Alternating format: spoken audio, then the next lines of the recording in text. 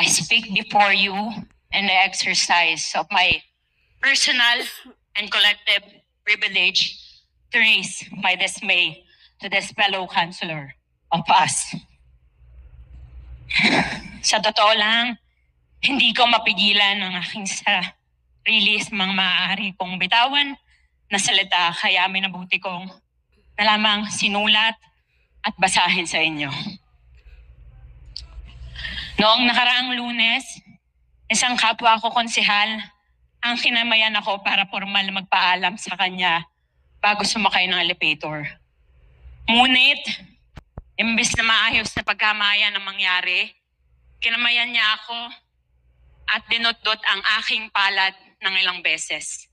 Senyales na inaahaya ako makipagtalik sa kanya sa harap ng mga barangay officials at opisyal ng gobyerno ng lungsod. Sa dismay ako, tinanggal ko ang kamay at agad nagsalita sa kanya na may galit na pigil. Kuya, ano ba naman?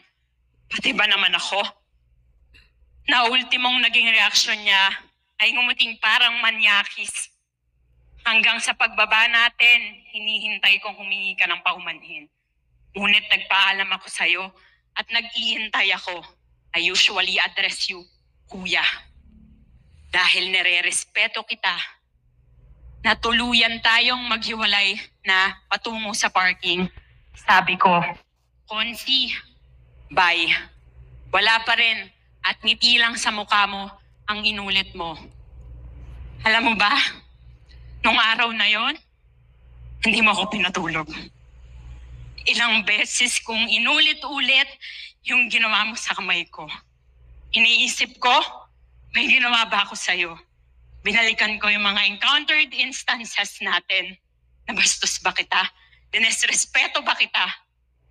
May nagawa ba ako sa'yo para bastusin mo ko ng ganon?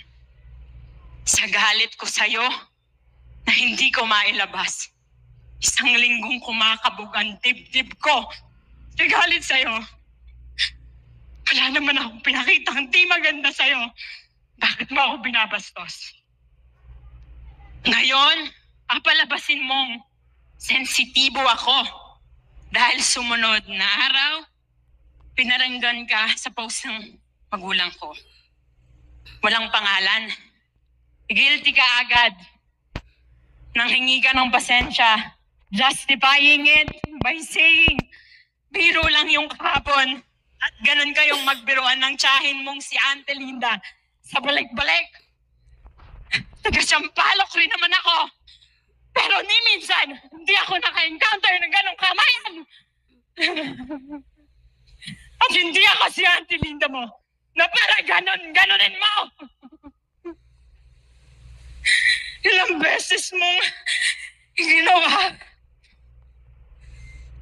Sabi mo sa mga ilang kapwa natin konsehal dito, ilang beses mo lang ginawa sa akin. Maipaalala ko sa'yo, bago ang okasyon ng Lunes last week, ongoing ang session. Anong ginawa mo sa akin? Pagkatapos mo magsalita doon, kasama si Konsehal DJ, dinibati si Kotsi Uno, lumapit ka dyan, bumalik ka sa upuan mo. Gusto lang kitang batiin, ang galing mong magsalita. Sumenyalis ako sa'yo ng high five, binaba ko, anong ginawa mo? Dinot-dot mo na naman yung kamay ko.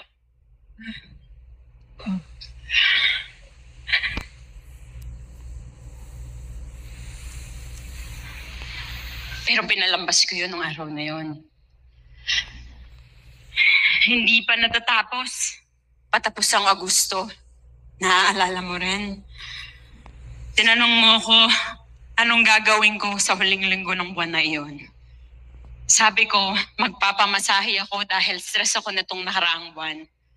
Sa sagot mo, inabisuhan mo kung subukan ko ang yoni massage na hindi ko naman alam kung anong ibig sabihin nun. Wala akong ideya kung ano ba yun. Yung mukha mo habang kinukwento ang massage na yun ay para bang nagpipigil ng tawa dahil sabi mo, nag-training ka sa China noon. 6 weeks ka doon. Hindi ko pinansin At nang may lumapit na isang kasamahan natin rito sa konseho, nag-uusap tayo, pinasok mo na naman ang yoni massage. At tinanong ako ng isang konsehal na kausap natin. Ang sagot ko, hindi ko alam. At ginugel niya ang lumabas, a massage that focuses on the female genitalia na kinagulat naming dalawa ng kapwa nating konsehal. Samot sariwain mo pa, ilang beses mo kong sinasabihan, pag nakasuot ako, nang kita ang dibdib ko, sasabihin mo sa akin at lilingon ka dyan sa likuran ko. Bakit ko tinatago? Buksan ko pa ang damit ko. Marami ka ring binurang mga random messages mo sa akin. Katulad ng, nakasitro ka kanina. Good morning, sexy. Inaabangan ko ang suot at buhok mo kanina. Patingin muna ng good morning face mo at pantulog mo para good morning talaga. Meron ka pang mga sinend sa akin na link ng yoni massage at sabi mo, yoni affairs yun. Kaya sa mga kapwa ko babae sa lungsod ng Maynila, sa buong Pilipinas at sa buong mundo, hindi nyo kailangan magpanggap para tratuhin kayo ng tama at hindi kayo nag-iisa. Hinihikayat ko kayong lahat, huwag mangamba, huwag magsarili, huwag mag-isa, huwag magkulong, huwag matakot. Wala kayo, wala tayong dapat ikahiya. Dapat rito, sa taong abusado sa atin, tinatayuan, tinatawag, nilalabanan sa tamang paraan. Kaya kagalang-galang, ang galang-galang, Ryan Ponce, shame on you for treating us women like an object.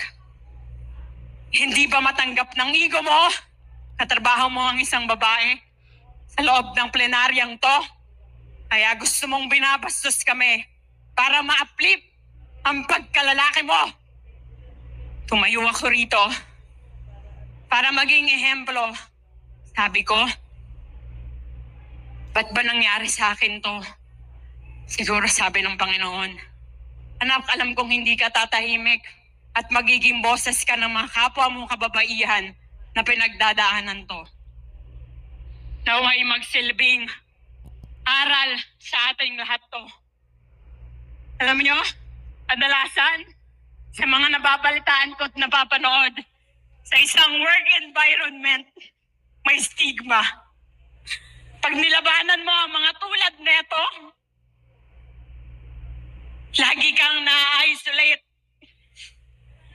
making you feel like may mali sa'yo for standing. Kaya maraming nagpapakamatay eh. Bihira ang gustong makinig at umintindi. Was this worth it? Yes. Is it worth it? For my sanity? Maraming salamat po.